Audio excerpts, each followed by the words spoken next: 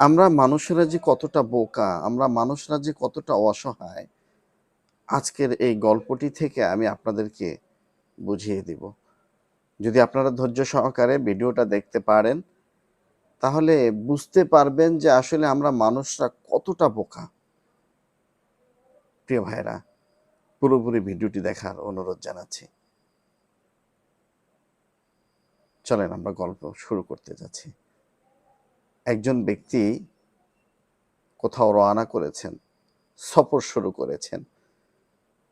এমতো অবস্থায় তিনি ট্রেন দিয়ে তার গন্তব্যস্থলে পৌঁছানোর জন্য তিনি ট্রেনের স্টেশনে গিয়েছেন।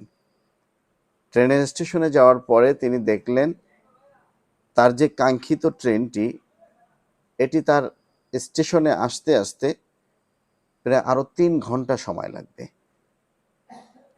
লোকটি কি করলেন যে এখন আমাকে কি করা উচিত? লোকটি চিন্তা করলেন, আমি একটু বিশ্রামাগারে গিয়ে আমি একটু বিশ্রাম করি।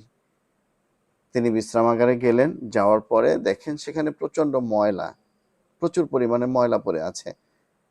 লোকটা চিন্তা করলেন, এখানে তো আর বিশ্রাম নেওয়া যায় না, আর বিশ্রাম নিতে গেলে তো এটাকে বিশ্রাম নেওয়ার মতো উপযোগী জায়গা হিসেবে তৈরি করতে হবে। লোকটি বিশ্রামাগারের যত ময়লা ছিল নিজে সবকিছু পরিষ্কার করলেন। পরিষ্কার করার পরে যখনই উনি বিশ্রাম নিতে যাবেন, হঠাৎ করে দেখছেন যে এখানে লাইট নেই। তো চিন্তা করলেন, এটার ভিতরে থাকবো, বিষাক্ত কোনো পোকামাকড় এসে আমাকে ধ্বংসন করতে পারে। লোকটা একটা লাইট কিনলেন। লাইট কিনে বিশ্রামাগারের ভিতরে তিনি লাইটটি লাগালেন। মোটামুটি প্রস্তুত হলো। লোকটা এখন যখন বিশ্রাম নিতে যাবেন, তখন আবার দেখতেছেন যে উপরে ফ্যান নেই। সময় কিন্তু 3 ঘন্টা লাগবে। এর ভিতরে প্রায় 3 ঘন্টার কাছাকাছি সময় চলেই এসেছে ট্রেন আসার মতো। লোকটা চিন্তা করলেন, তাহলে আমি কি করব? লোকটা একটা ফ্যান কিনলেন। ফ্যান কিনে সে বিশ্রামাগারে লাগালেন। লাগানোর পরেই তার যে কাঙ্ক্ষিত ট্রেনটি সেটি চলে এসেছে। আসার পরে লোকটি যে তার গন্তব্যস্থলে পৌঁছানোর জন্য যে ট্রেনটির জন্য অপেক্ষা করলেন, সেই ট্রেনে উঠে পড়লেন।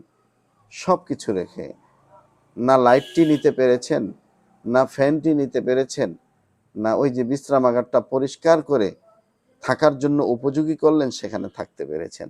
এখন আপনার আমার বিবেক বিবেচনা দিয়ে আমরা কি বলবো? লোকটা বোকা, তাই না? দেখেন, আপনার আমার জীবনটাও কিন্তু এই ব্যক্তির মতোই। আমরা দুনিয়াতে এসেছি ক্ষণস্থায়ী, এই পৃথিবীতে চিরদিন থাকা যায় না। কেউ থাকতে পারেনি, ভবিষ্যতে কেউ থাকতে পারবে না, আপনি আমিও পারবো না। কিন্তু দেখেন, এই সামান্য কয়েকটা দিন হায়াতে জিন্দিগিটাকে কাটানোর জন্য আমরা মানুষকে মানুষ মনে করি না। আমরা মানুষকে আঘাত করি, আমরা মানুষকে আঘাত করে কথা বলি, আমরা মানুষের সম্পদ লুণ্ঠন করার চেষ্টা করি। অথচ মাত্র 3.5 হাত জায়গার ভিতরে আপনি আমি শুয়ে থাকব। দেখেন, দুনিয়াতে যে এত কিছু নিয়ে আসলেন, অর্থাৎ আপনি ফ্যান, লাইট, ওই যে বোকা ব্যক্তির মতো সব কিছু আপনি আয়োজন করেছেন ঠিক, কিন্তু সবকিছু রেখে ওই লোকটির মতো, ওই বোকা লোকটির মতো আপনাকে আমাকে একদিন কিন্তু এই পৃথিবীর মায়া ছেড়ে চলে যেতে হবে। আমরা কেউ এই পৃথিবীতে থাকতে পারবো না। তাহলে আমি বলবো, ওই লোকটা যেমনি ভাবে বোকার মতো কাজ করেছে, আমরা মানুষরাও প্রতিনিয়ত বোকার মতোই কাজ করে যাচ্ছে। কি তাই নয় কি ভাই? আসুন, এই ক্ষণস্থায়ী জিন্দিগির দিকে ধাবিত না হয়ে ওই মালিকের সান্নিধ্যে যাওয়ার জন্য নিজেদেরকে প্রস্তুত করি। যদি করতে পারেন, তাহলে দুনিয়াতেও আপনি কামিয়াবি হতে পারবেন, আখেরাতেও কামিয়াবি হতে পারবেন।